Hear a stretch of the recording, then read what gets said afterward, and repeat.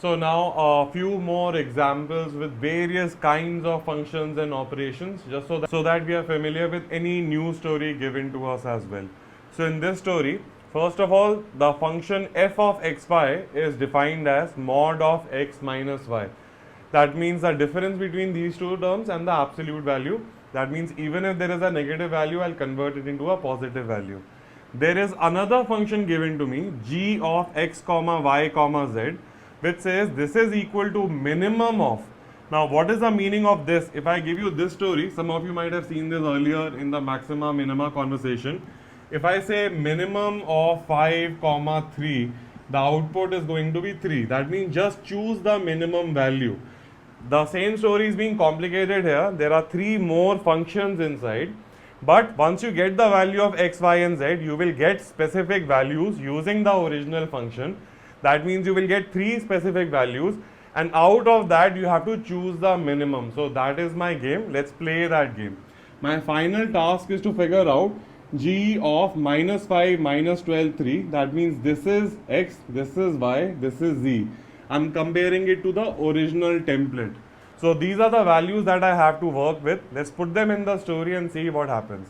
So I'm looking at g of minus 5 minus 12 and 3, and that is going to be equal to minimum of, right, big bracket. The first function is f of x of y. So f of x is minus 5 and y is minus 12, comma f of y comma z. So f of minus 12 comma 3, and lastly z and x. So f of minus 5 and 3, right, close the bracket. And now keep the minimum sign going, figure out this value. So what is the meaning of this function? F x comma y is defined as mod of x minus y. So mod of minus 5 minus of minus 12, which will become a plus 12, and a mod of that. Minus 5 plus 12 is going to give you a 7, and a mod of that will simply give you a 7. So the value of this operation is just going to give you a plain 7 as the final output. F of minus 12 comma 3, same story, right? So I put minus 12 and a minus 3. What do I get? I get a minus 15. Mod of that is going to give me a 15. So I put 15 in the story. Minus 5 comma minus 5 comma 3. So I will do a minus 5 and minus 3 will give me a minus 8. I will do a mod of that, which will give me an overall 8. So 7, 15 and 8 are going to be my output for each individual function. Now I have to choose the minimum of these 3 values. So out of 7, 15 and 8, what is the minimum? The minimum is 7. So my final answer is just going to be 7. So what is the output value of this function for these values? It is going to be 7. So we have got the answer, and we have played with just another situation, right? Because the examiner can create any situation, and all we are learning is, okay, whatever is the story given to us, now I know how to interpret this. I also know the meaning of this function, g of xyz, minimum of these 3 values. So you have 3 values and you take out the lowest, and that is the game. So that's it. We have the foundations. Now it is just practice after practice with various kind of stories. Most of them require your basic mathematical thinking tools rather than any algebra special shortcut. So let's take a look at this example. And here the difference is I don't have a straightforward f of x comma y. I have a function defined for x plus y comma x minus y, and the final output is this. And I am asked about the function of just a x comma y. So we saw a very basic example earlier. I want to keep this question aside and start with that very basic example to build the overall process. So our question was something like this earlier. We had f of x minus 3 is equal to x plus 3, and we were supposed to find f of 7. And we managed it very easily by just winging it and making common sense level ideas out of it. But maybe I want to work on a little more of a formal algebra process, right? So I have the definition for f of x minus 3. But my input was not in that form. My input was more of the form f of x. So how could I have used the 7 directly in the story? Because if I put 7 here, my answer would be incorrect. My previous way of handling the story was, I wrote 7 as f of 10 minus 3. And then I compared and then I compare that x corresponds to 10. So if I want to figure out f of 7, I should put 10 instead of x and not 7. But that was a very convoluted process, was an easy example, so we went for it. So how do I take this and find out f of x, right? That's my game. That is what I want to figure out. The same thing is happening here in this question at a more complicated level. So let me first understand this. So how do I tackle this situation? And the classic algebra technique of giving something a name and then trying to work with it, right? So instead of a x minus 3, I will just call it a new variable a. What do I know? I know a is equal to x minus 3, and therefore x is equal to a plus 3. So now use this x is equal to a plus 3 and put it in your original function. What do you get? A plus 3 plus 3. That means you get a plus 6. So if you want it in terms of a directly without using this form, you should use this formula, not the x plus 3 function, right? So a little bit of very basic algebra game, and just replacing x minus 3 as a, figuring out x in terms of a. So my new equation becomes a plus 6. And now if I want to figure out the value of f7, I can just follow this formula because this is a straightforward connection, right? So 7 plus 6, I will get the 13. In the earlier story, instead of x, I was putting a 10 and 10 plus 3 was giving me the 13, right? So essentially my technique is going to be put a and a b here and then figure out x and y in terms of a and b and see what happens. Right, so that's a classic algebra game. Instead of an expression, use a simple single variable. So instead of an x plus y, I will write f of a, and instead of x minus y, I will write b.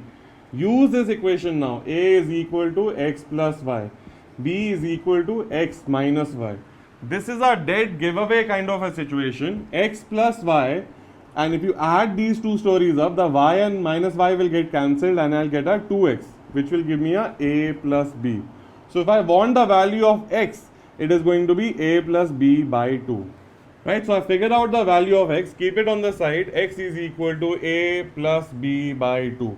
Similarly, can I play with these two equations and figure out the value of y? Yes, from this story, if I subtract this story, x plus y minus of x, but this minus and a minus will become plus x, but this minus and a minus will become a plus y. So the x's will get cancelled and I'll get 2y. Pay attention again. From this, subtract this. That means a minus b will give you a 2y. You want a y, a minus b by 2. So x is equal to a plus b by 2, y is equal to a minus b by 2. That's what we have figured out so far. So I want to figure out this function f a comma b. And I have it in terms of xy, but I want it in terms of a, b, right? Because I want finally the expression in simple input variables, not complicated looking like this, right? That's my game.